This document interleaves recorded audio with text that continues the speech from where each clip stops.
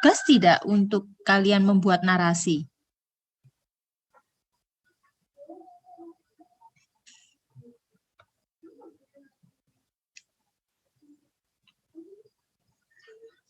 Oke, membaca.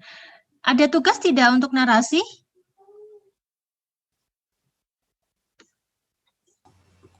Halo.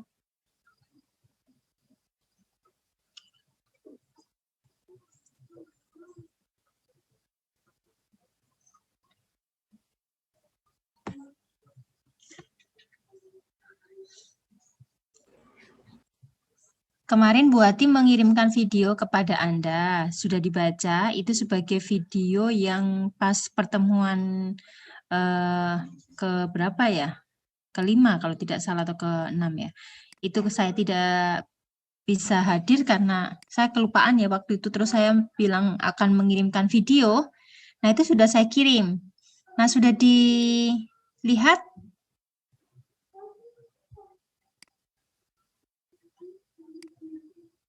Dari 29 mana suaranya? Atau jangan-jangan kalian itu mendengarkan sambil tiduran ya? Oke.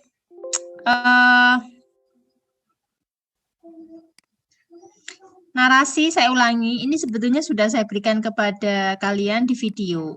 Jadi narasi ini pada intinya adalah alur atau cerita. Kemudian yang menjadi poin adalah tetap seperti berita, menceritakan 5W1H. Di mana di dalamnya itu jelas bahwa ada hal-hal yang ingin disampaikan, tetapi penyampaian itu diberikan secara urut atau sesuai dengan alur. Nah, ini langkah-langkahnya juga sudah saya jelaskan di dalam video, bahwa kalian harus menentukan tema dan amanat sampai ketika kalian akan menulis narasi, ini seperti kalian menulis cerita di dalam karangan fiksi. Mengenai tokohnya, wataknya, latarnya, maupun sudut pandang. Termasuk ini yang menjadi the center. Mengapa? Karena kalau sudut pandang Anda memilih sudut pandang orang pertama, ya ini Anda menceritakan diri Anda. Dalam tanda kutip, bukan diri Anda sebagai misalnya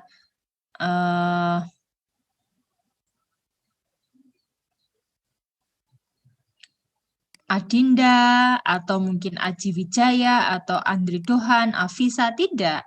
Anda tidak perlu menyampaikan diri secara yang sekarang gitu. Tetapi Anda boleh menceritakan tokoh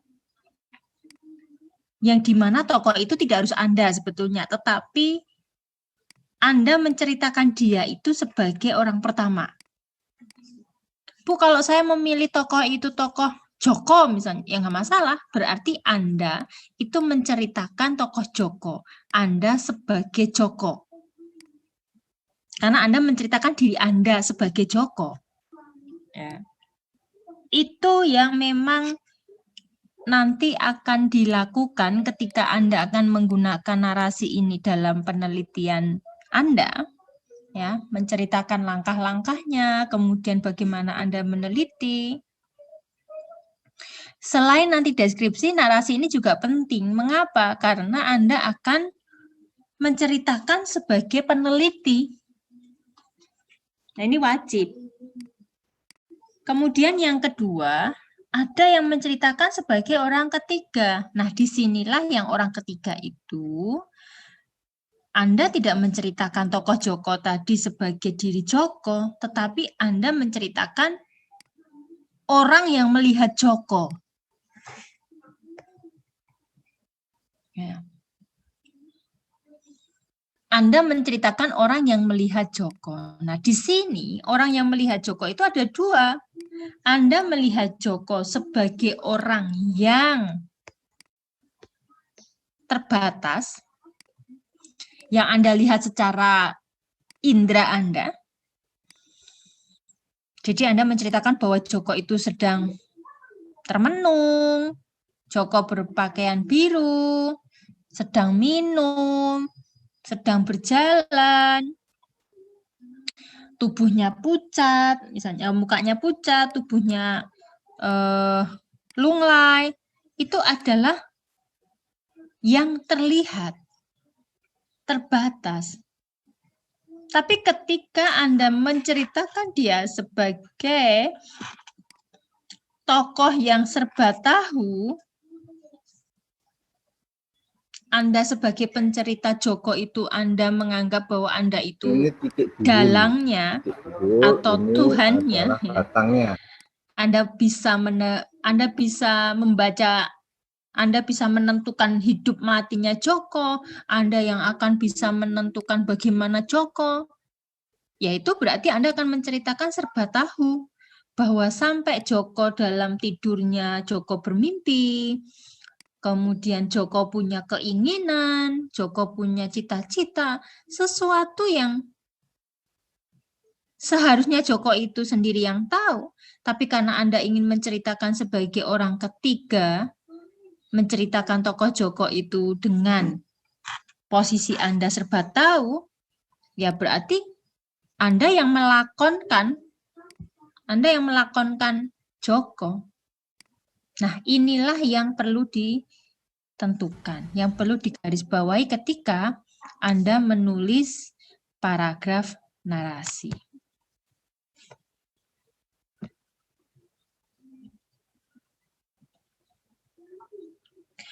Baik, sebelum masuk ke paragraf deskripsi, ya, saya berikan waktu 10 menit kepada Anda.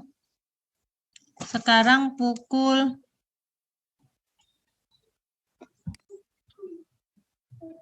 8.19, katakanlah 8.20, setengah 9, saya ingin 2 orang nanti bisa mengirimkan contoh paragraf narasi. 1 paragraf saja, minimal 3 kalimat. Ya.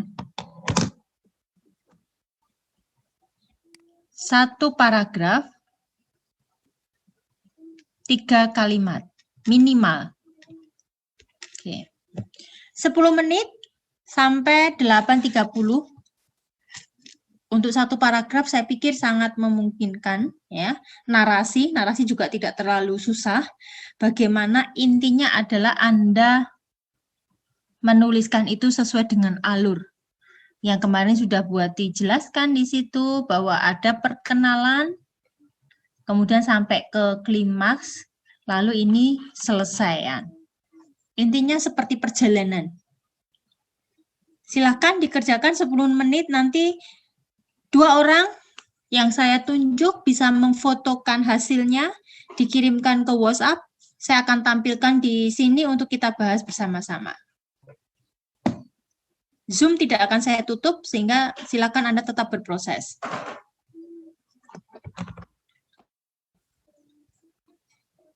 10 menit ya, 8.30 saya kembali.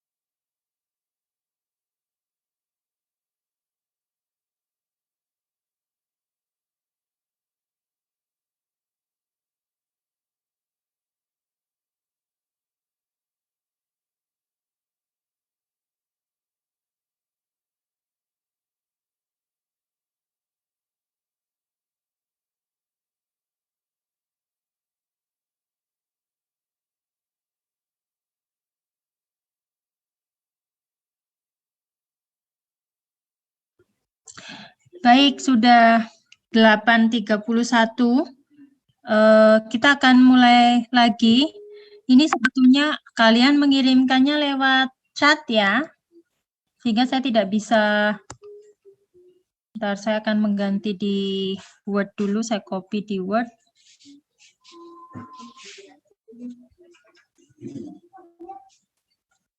Ini yang punya Rajendra. Kalau bisa yang di Word ya kalian ya, di Word supaya nanti bisa langsung saya tampilkan. Rajendra. Oke, lalu ada lagi siapa ini? Ini siapa ya? Pagi itu hujan turun, silakan Japri siapa namanya ini?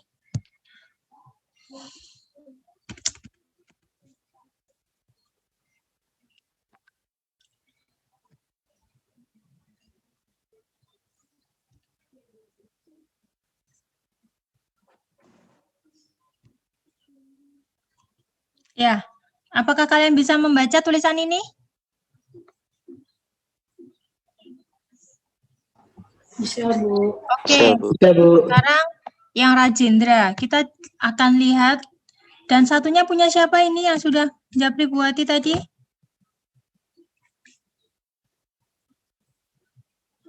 Saya, Bu.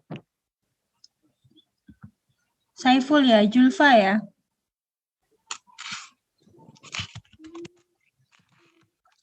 Saiful Julfa. Oke. Kita amati. Coba cek dua tulisan teman Anda.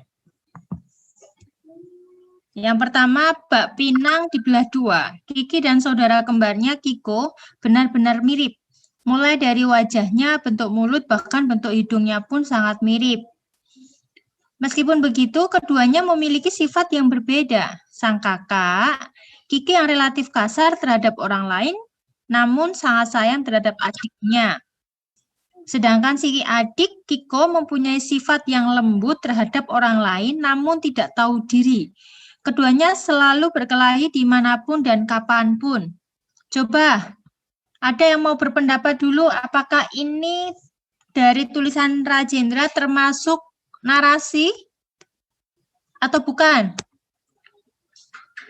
Siapa yang mau berpendapat?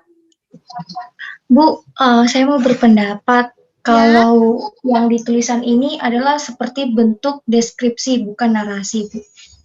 Oke, good. Apa namanya, Mbak? Mbak Mega. Oke, Mbak Mika. Ya, karena narasi itu kan, kalau narasi itu kayak menceritakan atau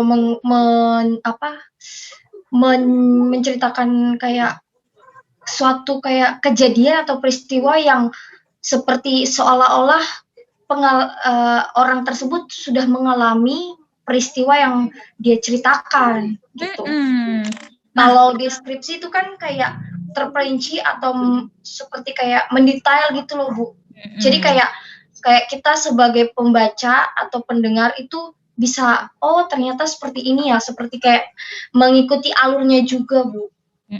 Intinya itu, terima kasih Mbak Mika. Intinya memang betul. Jadi kata kuncinya dari narasi itu cukup satu, alur. Kalau Anda pernah membaca novel, membaca cerpen, ya sudah mirip seperti itu. Jadi perkenalan ya pada suatu hari di sebuah tempat, di sebuah bangunan kuno, tinggallah. Nah, itu sebetulnya sudah perkenalan. Perkenalan apa? Lingkungan. Adalah seorang perempuan yang bernama Mike.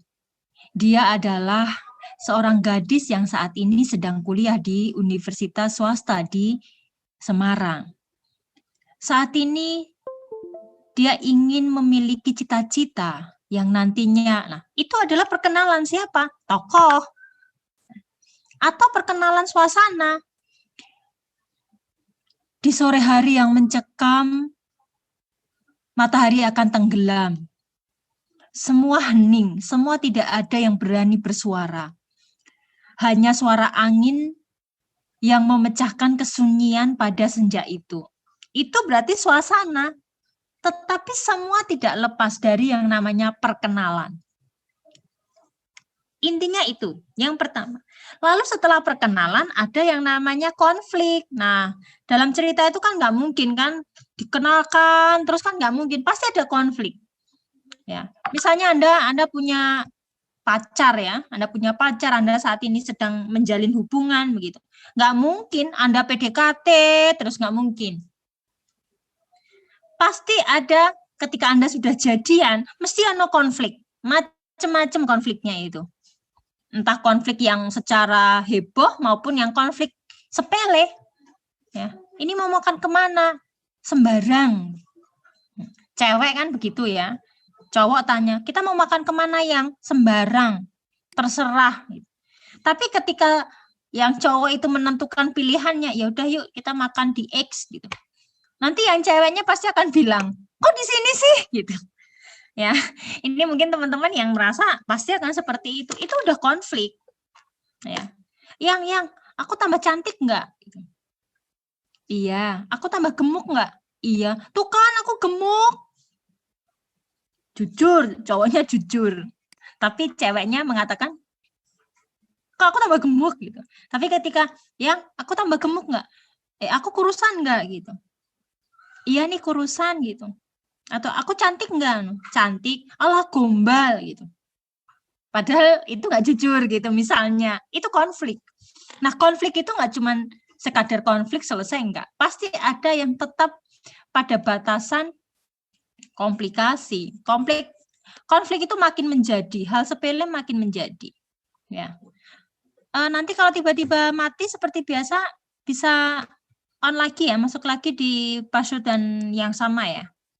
Ini sepertinya kurang 1 menit lagi. Nah, jadi komplikasi ini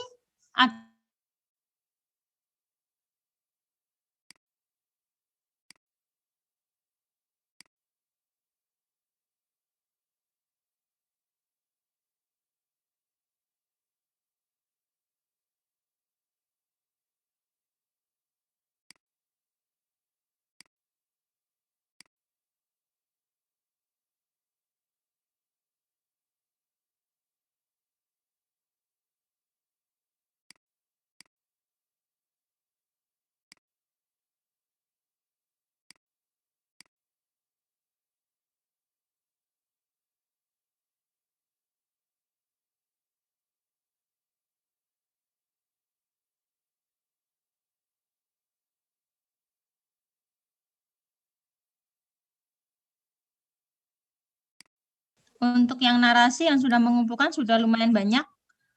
Nanti barangkali tidak akan saya jelaskan semuanya ya, contoh-contohnya. Sementara yang belum mengumpulkan sudah dulu ya. Jadi yang sudah mengumpulkan dulu tidak apa-apa, karena nanti ada paragraf lain yang saya meminta Anda untuk mengerjakan juga. Ini Rajendra sama Saiful Julfa dulu. Kita akan membahas.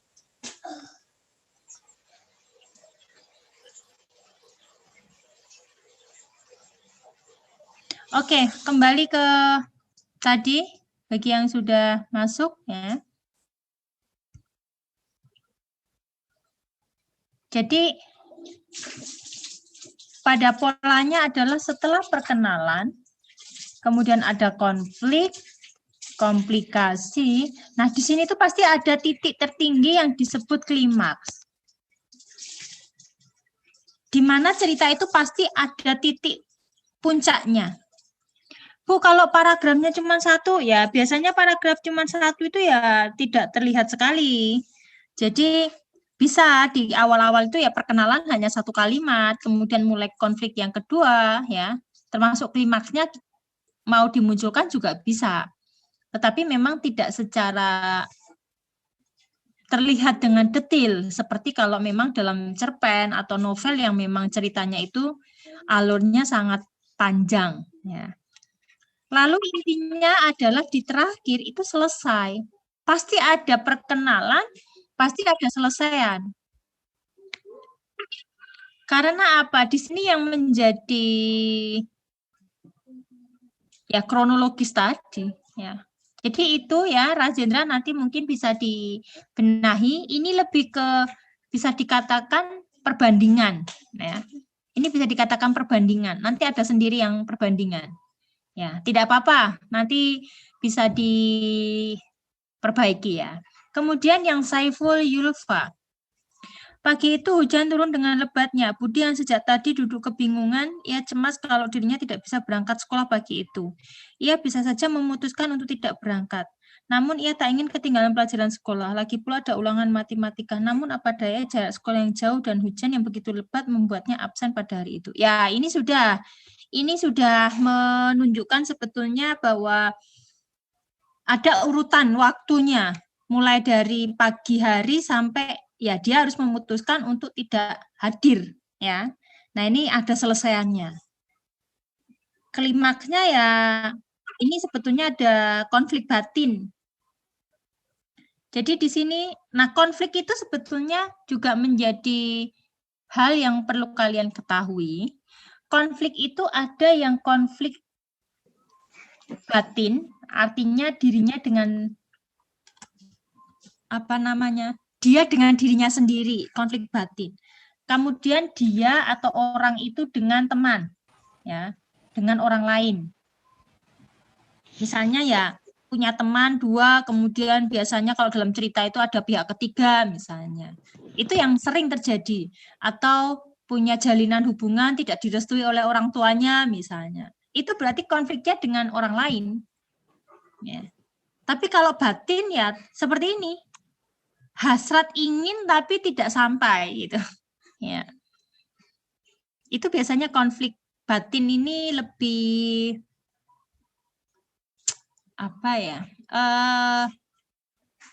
betul-betul harus secara detail karena bagaimana orang kemudian melihat ada pergolakan batin yang ada di dalamnya.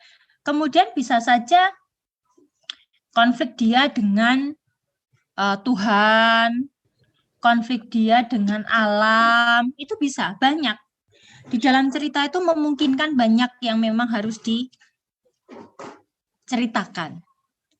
Baik, itu untuk Rajendra dan Yulfa. Ada lagi sepertinya, saya buka dulu ya ini. Oh, banyak banget ini ya. Mohon maaf nanti kalau tidak bisa satu persatu ya. Tapi mudah-mudahan nanti mewakili. Ini yang word-word saja yang saya buka.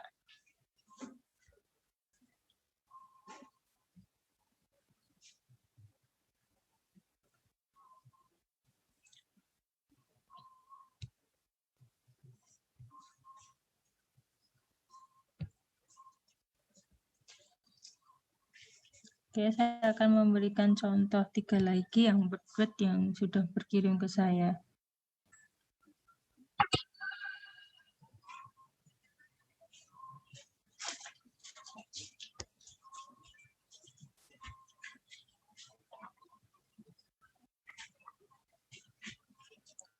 Oke, Cassandra, Aji. Wah, ini bagus ini.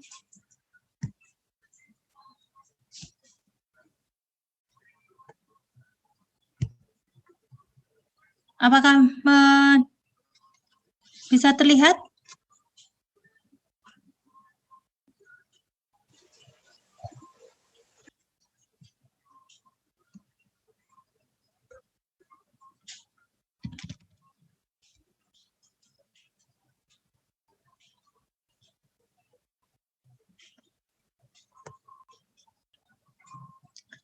Punya Cassandra. Cassandra, mana Cassandra? Iya, Bu. Ya, coba baca Cassandra. Hari itu merupakan hari Rabu, di mana sekolahku menerima kunjungan persahabatan dari sekolah lain. Hari tersebut adalah hari di mana aku mengenal tentang banyak orang. Mereka datang dan disambut dengan tarian dan penampilan dari tim cheerleadersku. Selanjutnya, pertandingan persahabatan pun dilaksanakan. Para penonton sangat antusias menonton pertandingan yang ada. Saat sore tiba, pertandingan pun usai. Penutupan kunjungan persahabatan diakhiri dengan sayonara dan salam-salaman. Baik, bagus. Nah, Cassandra. Pertanyaannya sekarang, apakah ini termasuk narasi? Enggak sepertinya Bu, karena Loh, Anda menulis loh, Anda harus bisa mempertahankan loh. Ayo. ya Bu, saya ada yang salah, ada yang kurang. Kurangnya apa?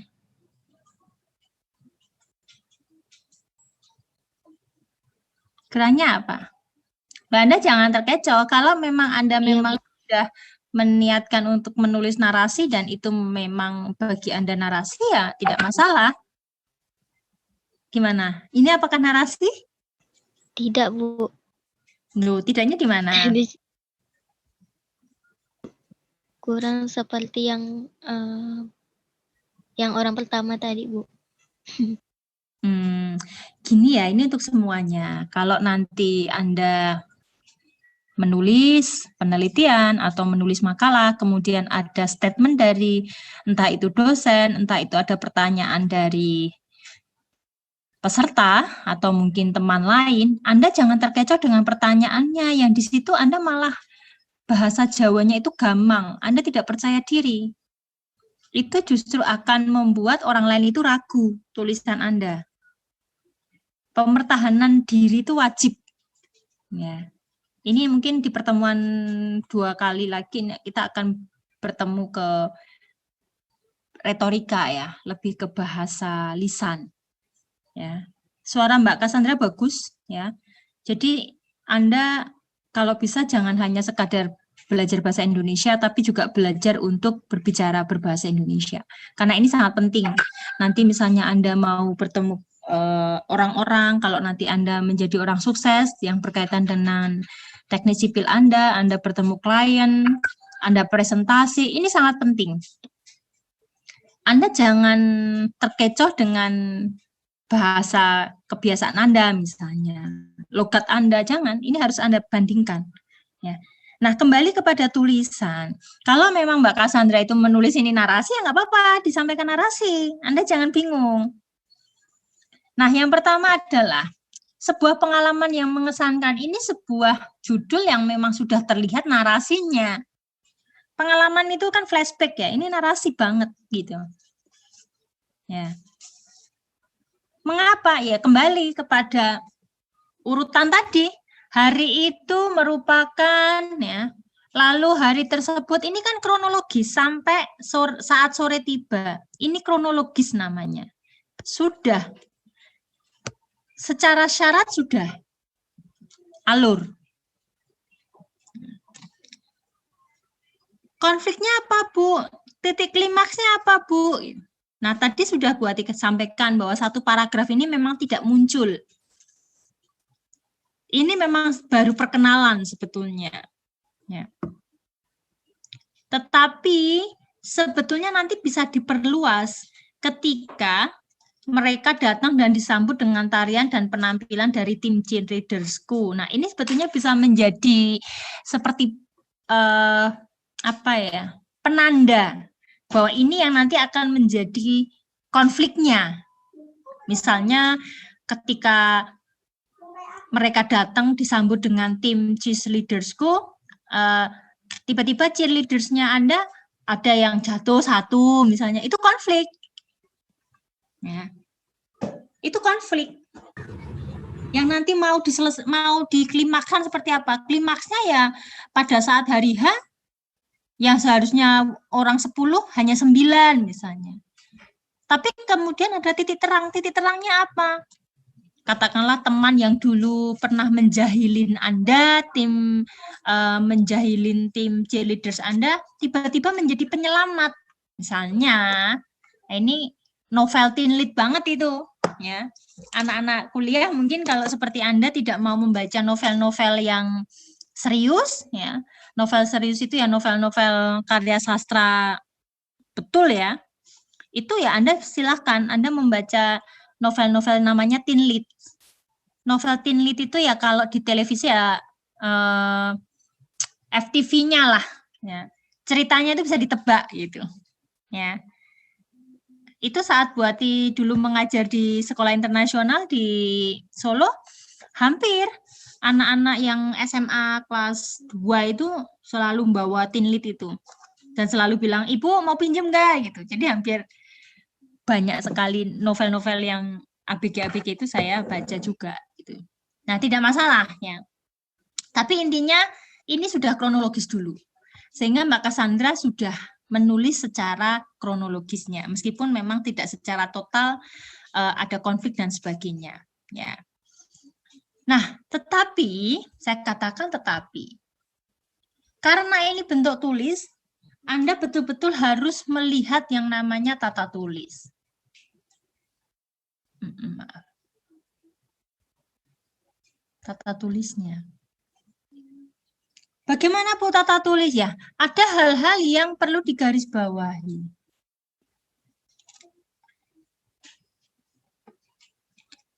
Di mana?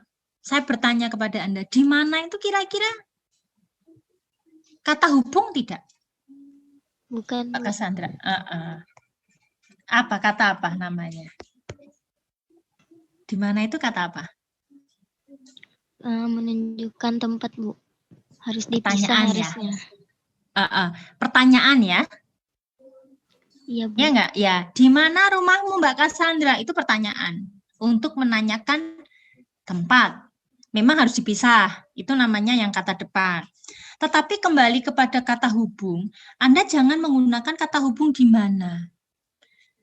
Kalau memang Anda ingin memberikan kata hubung, Anda kan bisa melihat kata hubung itu ada yang dan, ya, sedangkan, karena, walaupun, meskipun, itu kata hubung. Konjungsi namanya. Nah, kalau Anda ingin menerangkan bahwa hari itu merupakan hari Rabu, di mana sekolahku menerima kunjungan. Saya tahu maksudnya. Anda bisa saja membalik kalimat. Jadi Anda bisa menjelaskan bahwa sekolahku menerima kunjungan persahabatan dari sekolah lain pada hari Rabu. Udah itu aja. Jadi ya memang informatif. Karena apa? Ini akan menjadi hal Anda akan terbiasa nanti menyampaikan itu di dalam karya ilmiah. Jika Anda akan mendapatkan seperti ini ya boleh dibalik tadi. Atau hari itu merupakan hari Rabu. Nggak perlu. Langsung saja. Hari Rabu, sekolahku menerima kunjungan persahabatan dari sekolah lain. Hari tersebut merupakan hari yang bersejarah misalnya. Bisa Anda tambah. Hari tersebut merupakan hari yang bersejarah bagiku. Lah baru karena, nah ini konjungsi. Mengapa hari itu bersejarah? Karena aku dapat mengenal tentang banyak orang. Titik. Nah itu udah kalimat kedua. Mereka datang dan disambut dengan tarian dan penampilan dari tim cheerleadersku. Nah, ini juga menjadi perhatian kalau ini adalah kata asing, cheerleaders itu kan asing ya. Ini harus diberi apa ya namanya? Strip. Tidak bisa digabung. Lalu biasanya digarisbawahi atau kalau ditulis di komputer itu italik atau dimiringkan. Ya. Oke, terima kasih Mbak Cassandra. Tapi secara apa namanya isian sudah sangat bagus ya. 10 menit sudah ditulis dengan baik.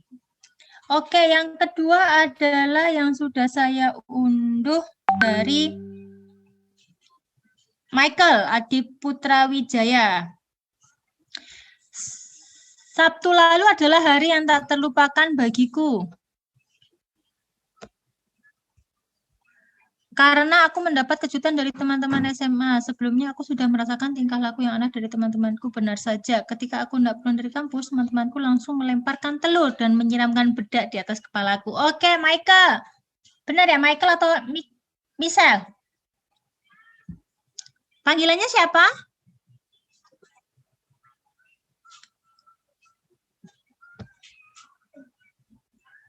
Halo? Ini panggilannya siapa?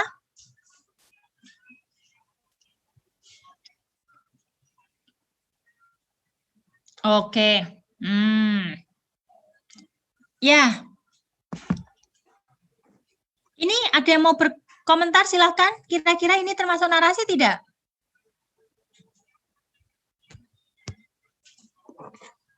Kira-kira ini termasuk narasi tidak?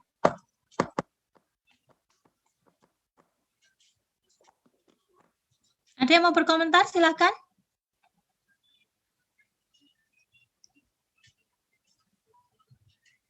Halo? Ya, ini sebetulnya bisa dikategorikan narasi.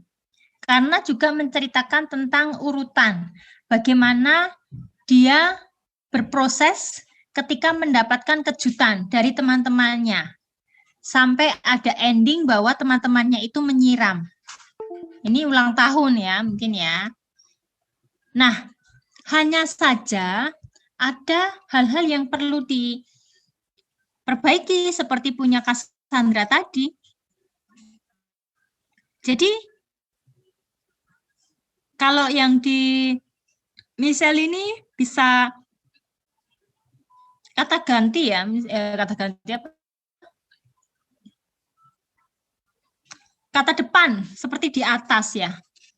Ini sekalian saya ingin menyampaikan, kalian harus bisa membedakan antara kata depan dengan awalan. Kata depan itu ya seperti di atas, di sana, di rumah, itu kata depan. Dan harus dipisah. Tapi kalau awalan itu digabung. Misalnya dicuci, dibeli, ditulis, itu harus digabung karena itu awalan.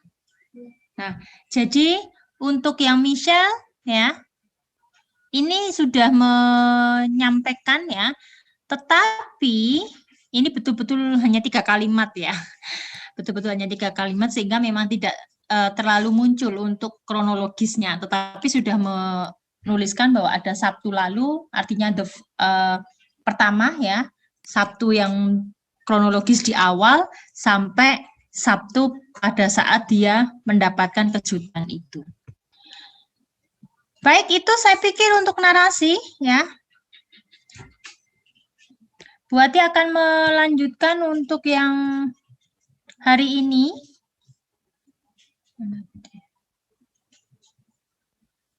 Oh, mana yang menulisnya?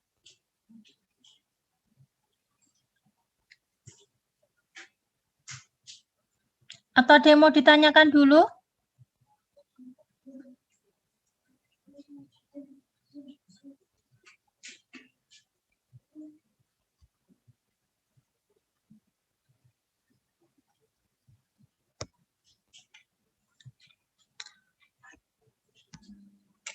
Kalau tidak, Bu Ati akan menampilkan yang deskripsi dan argumen itu ya.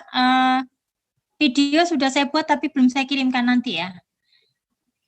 Tetapi saya akan ulangi dulu untuk yang deskripsi, bahwa deskripsi itu kata kuncinya, saya ingin menyampaikan terkait dengan kata kuncinya. Kata kuncinya adalah menggambarkan. Jadi, sebentar.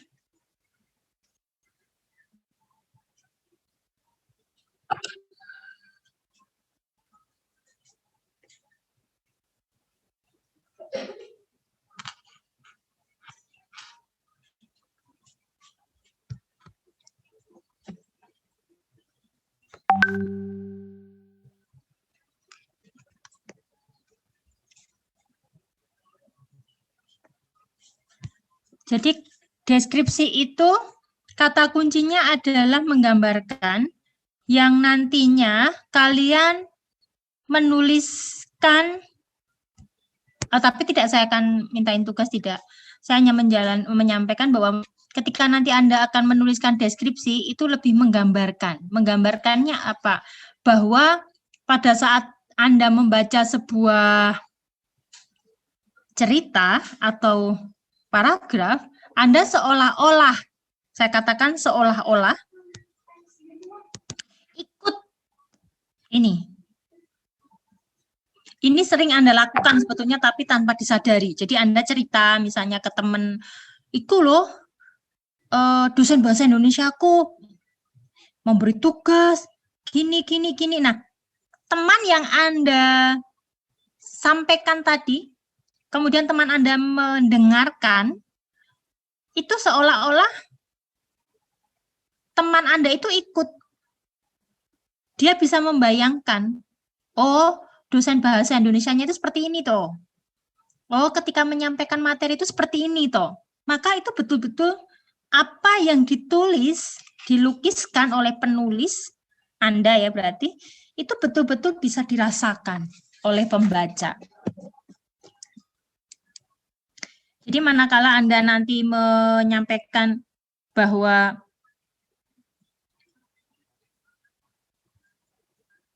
kemarin perjalanan di Bromo. Bromo adalah tempat yang seperti ini. Atau yang tadi tulisannya Rajendra tadi, bahwa kakaknya seperti ini, sifatnya ini. Itu seolah-olah ya kita bisa melihat karakter dari si kakak misalnya.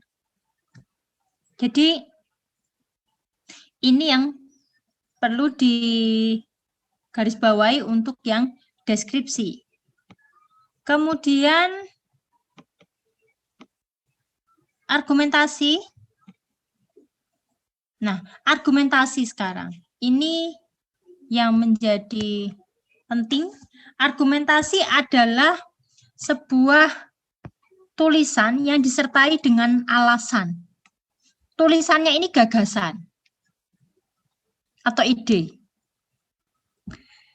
Tetapi gagasan atau ide ini tidak sekadar berargumen, tidak sekadar ngomong, tidak sekadar Anda tulis gitu.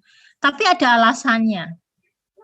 Nah, alasan ini biasanya disertai dengan data. Biasanya data relevan. Maka di dalam penelitian, kalau Anda baca-baca sebuah penelitian, itu pasti ada penelitian yang relevan. Artinya, ada tidak penelitian yang sebelumnya itu sudah ada yang meneliti. Anda meneliti tentang bagaimana aksen rumah Cina di Jawa, misalnya. Itu tentu tidak sekadar asal berpendapat, tapi punya data relevan. Misalnya ada yang pernah meneliti bahwa dulu zaman ketika yang Sampokong itu ya sudah mendarat di Jawa, di Semarang, dia ternyata sudah membuat rumah misalnya. Ya. Itu ternyata bisa dijadikan sebagai data relevan selama ada kevalitan. Maka gagasan atau ide yang Anda sampaikan itu yang disertai dengan data-data relevan inilah tujuannya itu mempengaruhi. Mempengaruhi siapa, Bu? Ya, pembaca. Supaya apa, Bu? Supaya menyetujui pendapat Anda.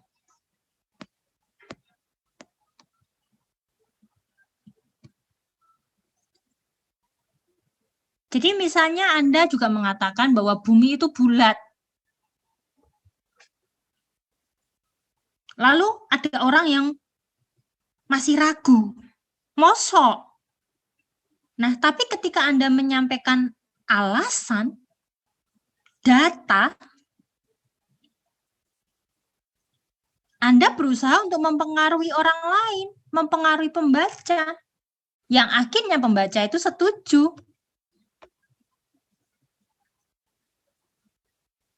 Jadi, apakah benar bumi itu bulat?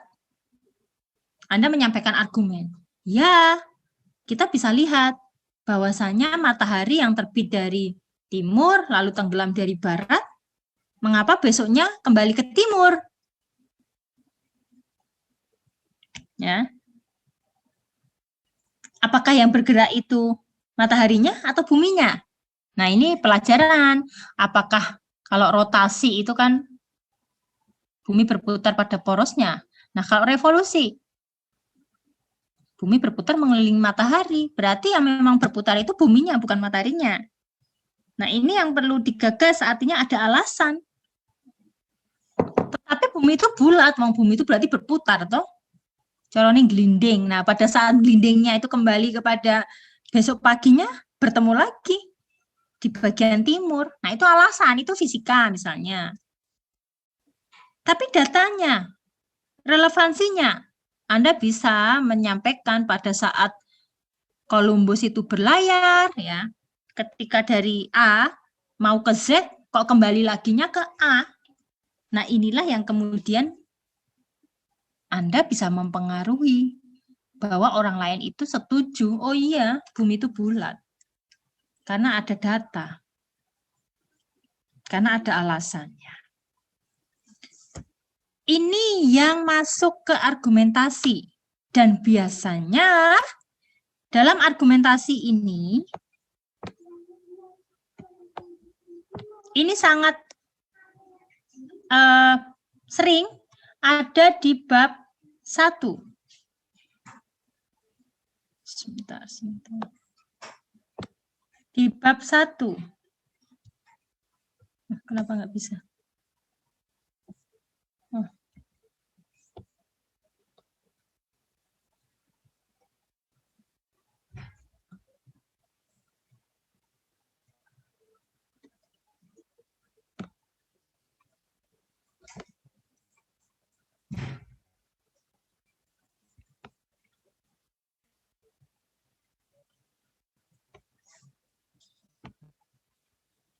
Oke, jadi argumentasi ini biasanya ada di bab 1. Nah, di bab 1 pun yang termasuk di latar belakang masalah. Nah, nanti tugas Anda, ini juga latihan, ya. Silakan kalian menulis paragraf argumentasi tentang yang berkaitan dengan teknik sipil.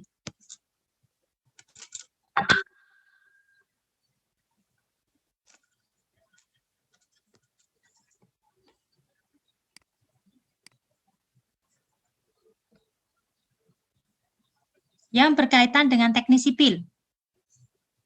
Sama, silakan Anda menuliskan yang memang menjadi poin. Katakanlah di dalam latar belakang masalah itu, Anda menyampaikan bahwa apa yang ingin Anda ulas, misalnya di dalam tulisan Anda. Tetapi Anda menyampaikan tentang gagasan atau ide yang disertai dengan alasan. Kemudian ada data dan relevansinya. Itu untuk, oh my God, yang data argumentasi. Kemudian untuk yang persuasi, ya, persuasi adalah seperti halnya argumentasi, tetapi lebih kepada membujuk. Ini kalau Anda mengetahui iklan, ya, disitulah. Bagaimana tujuannya mempengaruhi orang lain? Sama. Kalau argumentasi itu mempengaruhi orang lain untuk menyetujui.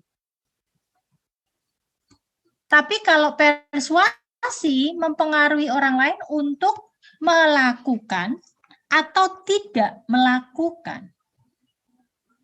Maka kalau ada iklan layanan masyarakat merokok dapat bla bla bla, itu berarti tidak melakukan.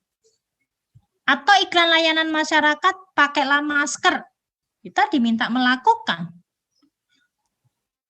Kalau iklan komersil, Bu, ya berarti kita disuruh membeli. Bagaimana kita mempengaruhi orang lain bahwa dengan hand body ini tubuh kita akan menjadi putih gitu. Itu mempengaruhi. Maka iklan itu kan ada yang iklan komersil, ada yang layanan masyarakat. Intinya itu ya. Yang bisa isinya ini, permohonan ya, permintaan, perintah, pakailah masker itu perintah. Mari selamatkan bumi itu ajakan. Rayuan ya, termasuk manipulasi.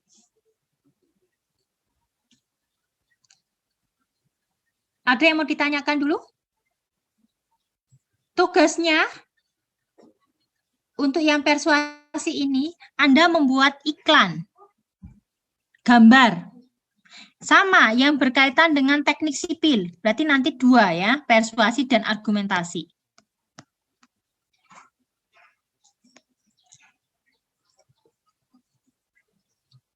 Jadi, membuat iklan. Apakah yang dipentingkan iklan, Bu? Tidak. Yang dipentingkan nanti adalah bagaimana ini tadi.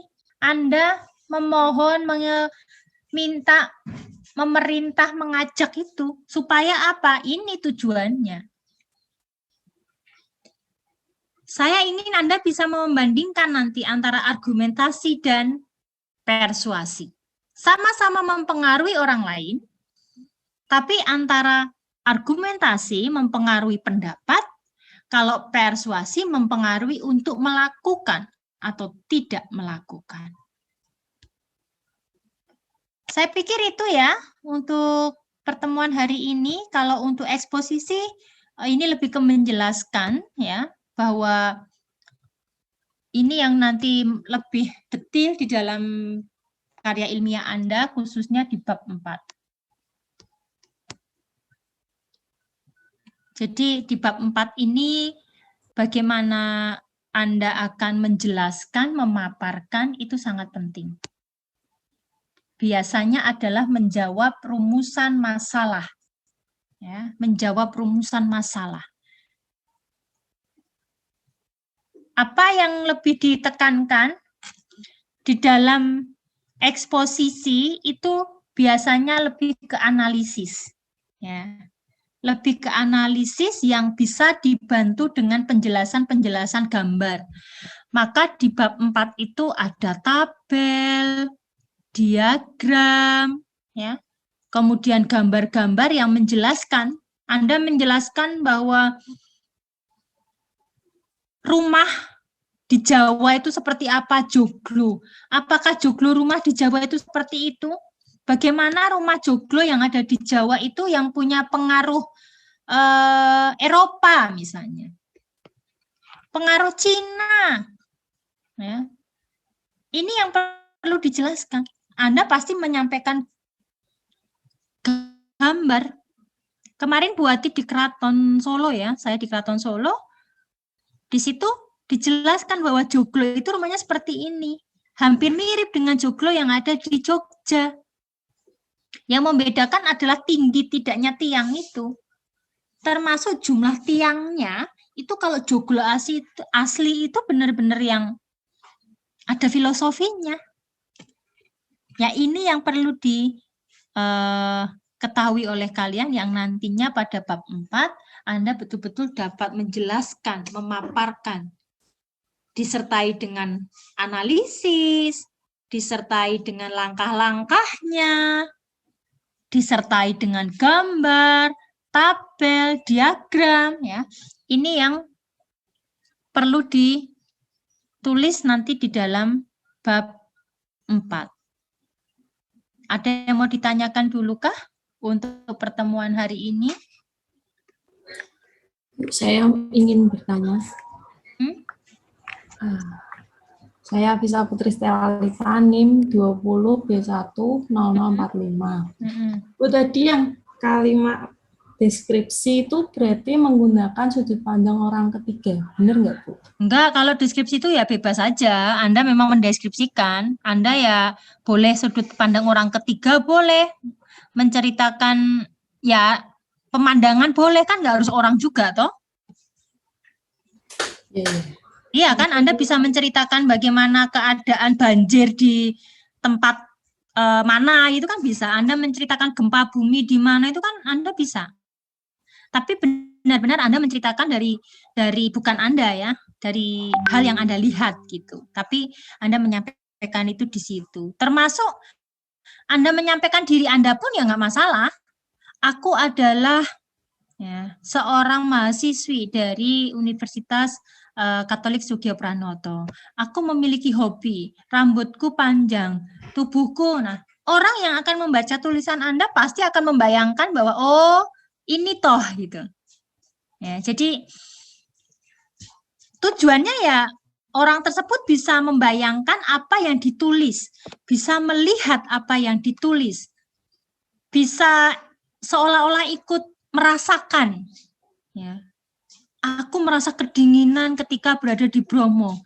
Bayangkan dengan suhu 10 derajat. Nah, orang yang membaca tulisan Anda itu ya seolah-olah ikut, oh kayak gitu ya dinginnya ya gitu loh. Jadi nggak harus sudut pandang orang ketiga sih, boleh pertama juga gitu. Itu ya, jadi tugasnya adalah menulis yang deskripsi ya tadi ya. Argumentasi 1, lalu persuasi ini lebih ke gambar. Jadi iklan. 1. Ya. Persuasi meskipun iklan gambar tapi tetap mementingkan teks ya. Itu minggu depan tidak perlu dikumpulkan. Nanti minggu depan kita bahas lagi supaya memang kalian tahu yang memang menjadi esensinya itu yang seperti apa. Baik, itu ya untuk pertemuan hari ini. Sepertinya nanti ini juga akan mati lagi sehingga nanti kalau misalnya seperti ini tidak perlu Anda masuk ya. Terima kasih, Bu. Oke, terima kasih untuk semuanya. Terima kasih, Bu. Ya, sebentar sebelum selesai saya akan screenshot dulu. Presensi jangan lupa ya.